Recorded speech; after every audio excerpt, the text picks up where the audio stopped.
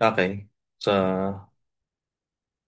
subtopic natin for lesson number 2 is random and systematic error. So, from the previous topic, sabi ko sa inyo kanina, kapag tayo nagme-measure, hindi maiwasan na magkaroon ng error. Kapag sinabing error, ibig sabihin, yung value mo or yung measured value mo is not close or not equal to the reference value, accepted value, or the true value. Now, sa mga experiments, especially sa, ano ba, magta-trials ka, hindi maiwasan yung mga error at maraming dahilan yon. So, dito sa physics, there are two classifications of error. Ito lang muna yung pag-aralan natin kasi meron pang tinatawag na gross error eh. Pero itong dalawa lang tayo na to mag-focus. Si random and systematic error. So, our objective is ma-differentiate natin. Ito yun, 3 and 4. Ma-describe natin yung sources ng random errors and systematic errors. Ano ba dahilan? Bakit nagkakaroon ng random and systematic error? And 4, ma-differentiate natin si random error from systematic error. Ayan. So, define muna natin sila using this uh, table of values and compare natin yung data na meron dito. So, sabi, the boiling point of a water is 100 degrees Celsius. So, it is always true na kapag kumukulo na yung tubig, laging 100 degrees Celsius na yon, automatic yon. Hindi yun pwedeng lumagpas, no? Ayan. So, may measure natin yung temperature na yun, 100 degrees Celsius using thermometer. No, hindi natin yun sasalatin, no? Hindi mo kakamayin yun para malaman mo kung ano na yung temperature niya. So, using thermometer, yan, malalaman natin kung ano yung temperature ng water. And the accepted value or the true value for a boiling water ay meron yun dapat 100 degrees Celsius temperature. So sabi, you tried to test it and you have two different set of data shown below. So ibig sabihin, meron kang dalawang measuring instruments dito, meron kang dalawang thermometer, tas mineasure mo pareho gamit yung thermometer na yon na dalawa, mineasure mo yung temperature nung boiling nung water na kumukulo. Tapos tatlong beses. Dito sa first thermometer, ayan, three trials. Yung unang trial, ang measurement niya is 96.7 degrees Celsius. Pangalawa, 100 degrees Celsius. Pangatlo, 94.3 degrees Celsius. Ayan. So definitely, merong error. Ito. Kasi hindi siya, may discrepancy siya dito sa accepted value natin na 100 degrees Celsius. Ayan. At the same time, kung mapapansin natin yung values ng tatlong trial, hindi siya precise. In terms of precision, hindi siya precise kasi 96, biglang 100, biglang 94. Malaki yung agwat ng measurements nila sa bawat isa, sa bawat trial na ginawa. On the other hand, dito naman sa isang thermometer, so for trial number 1, meron kang 98.5. Yan. Trial 2, 98.5, 98.5 din. Consistent. Ibig sabihin, in terms of precision, precise ito, yung thermometer number 2. Pero still, meron siyang error. Hindi siya accurate kasi meron siyang discrepancy dito sa reference value which is 100 degrees. Ayan. So, pareho itong dalawang thermometer na may error. Ayan. So, alamin natin ngayon, based on this illustration, i-define natin ano yung random error and systematic error. Ay, ano ba?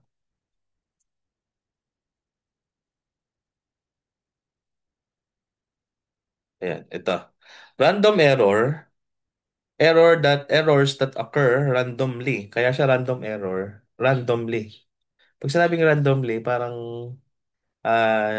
random, hindi mo inaasahan kung kailan siya mangyayari. Parang ganun. So bigla na lang mangyayari yung error na to nang hindi mo ina-expect. Kaya siya random error. Ayan. Affect the measurement in an unpredictable manner. Hindi mo nga alam kung kailan siya mangyayari. Kaya unpredictable manner, itong random error. No? Malalaman natin usually na merong random error. ah yung probability ng measurement niya is too high or too low. No, from your reference value, tapos nag-test ka or nag-measure ka, tapos na-measure mo sobrang taas, pinsan naman sobrang baba. Ayan. So random error 'yon. Okay? Minsan naman tama. Ayan. So random error siya. Classify siya as random error. Ayan. Dito sa illustration natin kanina, sa scenario natin kanina, pwede nating sabihin na yung thermometer number 1 ay meron siyang random error. Ayan. Kasi okay naman siya eh. Meron siyang trial na 100 degrees Celsius. Accurate siya pagdating dito sa actual value mo. Pero sa ibang trial, sobrang baba naman ng measurement niya, like 94.3. Sobrang layo doon sa actual value. So randomly, nagko-commit ng error. Ibig sabihin, unpredictable. Hindi natin alam kung kailan mangyayari yung error na yon. Ayan. At yung sources of random error is changes in environment. Halimbawa, nagme-measure ka, biglang lumamig yung panahon, biglang umulan, biglang sobrang init. Ayan. So, pwedeng makaapekto yun dun sa measurement mo. Misinterpretation or misread of data. Ayan. Pwede rin siyang cause ng random error. Minsan tama yung basa mo ng measuring instruments, minsan mali. Parang ganun. Insufficient data due to lack of trials. Ayan. So ito yung ilan sa mga sources of random error. Again, random errors are errors that happens na randomly, unpredictable. Ayan. Hindi mo siya malaman kung kailan mangyayari. While systematic error, error that affects all the measurement in the same way. Itong error na to, lagi siyang, kumbaga, bawat measurement mo, laging nangyayari to. Hindi siya randomly nangyayari. Laging nangyayari yung error na to tuwing nagme-measure ka. Systematic. Ibig sabihin, nasa system yung error na yon. No, kaya naapektuhan niya yung measurement mo in the same way. It caused the measured value to be consistently. In terms of precision, precise ito, itong systematic error kumpara sa random error. Kaya lang, error pa rin siya. Meron siyang discrepancy pa rin dun sa actual value. Either sobrang taas niya or sobrang baba niya sa actual value. Pero precise or consistent. Doon sa scenario natin kanina, ayan, yung thermometer number 2, ayan, pwede natin siyang sabihin, meron siyang systematic error. Kasi tatlong trial yung ginawa mo, then pare-pareho, precise, yung measurement na nakuha ng thermometer. Okay? Ibig sabihin, ang may problema dito, yung thermometer na. Parang gano'n, yung measuring instrument mo na. Yan, wala nang kinalaman yung environment, wala ka nang kinalaman kasi pare-pareho yung basa mo eh sa kanya. Okay? So, yun yung pinagkaiba ng systematic error. Precise yung measurement niya, consistent na laging nagko-commit ng error. Ayan. So, yung values na nakukuha mo ay dikit-dikit sa isa't isa. So, yun yung difference nilang dalawa. So, sources of systematic error, ito, imperfect instrument calibration. Ayan, ito yung minsan number one cause. Madalas na cause ng systematic error. Kapag mali or hindi calibrated yung measuring instrument na ginamit mo or hindi standard. Yan, parang ganun. Environmental interference, air friction, gravity. Ito. Ayan. Magiging cause din siya ng systematic error. Ayan. Observation errors or parallax error. Tinatawag din siyang parallax error. Ito naman, tong error na to, sa observer na to. Or sa'yo na kung ikaw yung magko-commit or magko-conduct ng experiment. Ayan. Ano ba yung tinatawag na parallax error? Ayan. Sa parallax error, error that occurs due to incorrect positioning of the eyes while taking a reading on a measuring scale. Ayan. So, ibig sabihin, kapag mali na yung tingin mo dun sa measuring instrument, mali yung position mo. Ayan. Paling yung position mo dun sa measuring instrument. Malamang yun, mag-commit ka ng systematic error. Okay? Ayan. So, ito yung sa observer na to. Ayan. Sa parallax error, kapag mali yung position no, position ng mata mo habang nagme-measure ka or habang nag-experiment ka.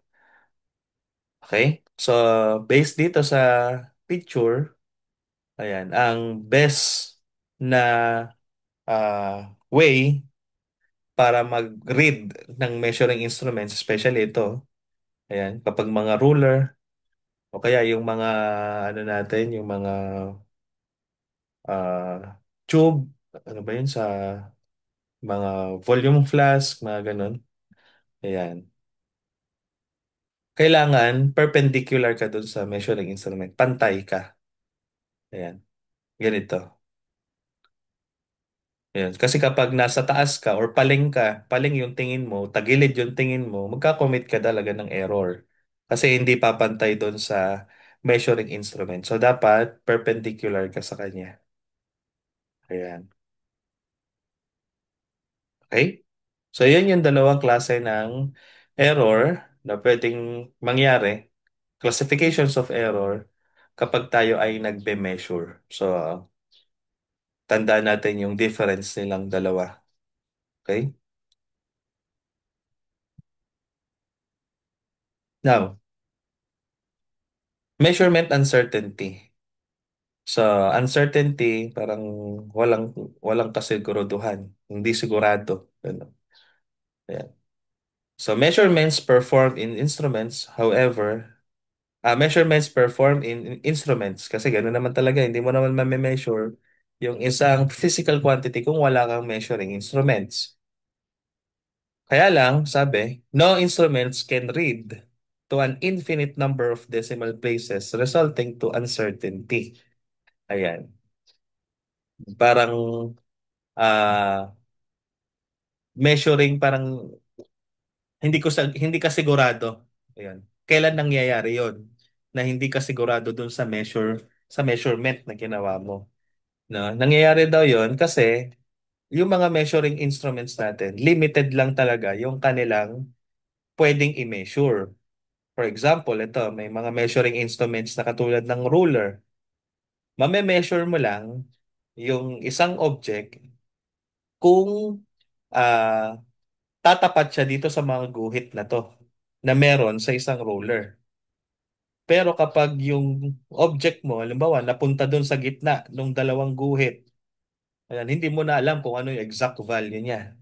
Mahihirapan ka na. So meron ng uncertainty doon sa measurement mo.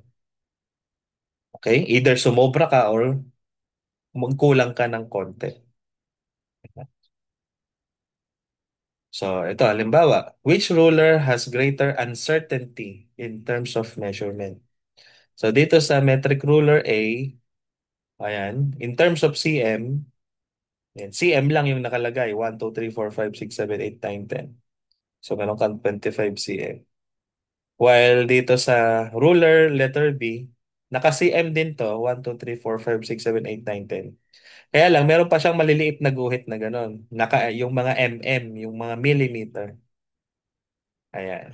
Ibig sabihin, kung magme-measure ka, ayan, mas malaki yung uncertainty, greater yung uncertainty nung metric ruler A.